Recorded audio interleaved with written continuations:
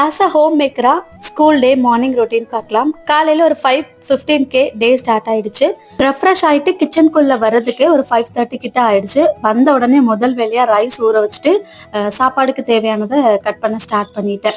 இதை ரெடி பண்ணிட்டு இருக்கும் போதே வார்ம் வாட்டர் ரெடி ஆயிடுச்சு. ஸோ ஒரு கிளாஸ் அளவுக்கு வார்ம் வாட்டர் குடிச்சிட்டு அடுத்து ஒர்க்கை ஸ்டார்ட் பண்ணிட்டேன்.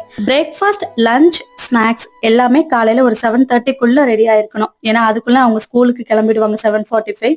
ஸோ அதுக்கு முன்னாடியே ரெடி பண்ணாதான் பிரேக்ஃபாஸ்ட் சாப்பிட்டுட்டு கிளம்புறதுக்கு கரெக்டா இருக்கும். ஸோ இன்னைக்கு சோயா பிரியாணி வச்சுட்டு உருளைக்கிழங்கு பொரியல் தான் ரெடி பண்ணியிருந்தேன். ஸ்நாக்ஸ்க்கு பொமக்ரானட் ஜூஸ் 2 பேருக்குமே வச்சு கொடுத்துட்டேன், ஹஸ்பண்ட்க்கும் பையனுக்கும். ஸோ 2 பேரும் சாப்பிட்டுக்குவாங்க.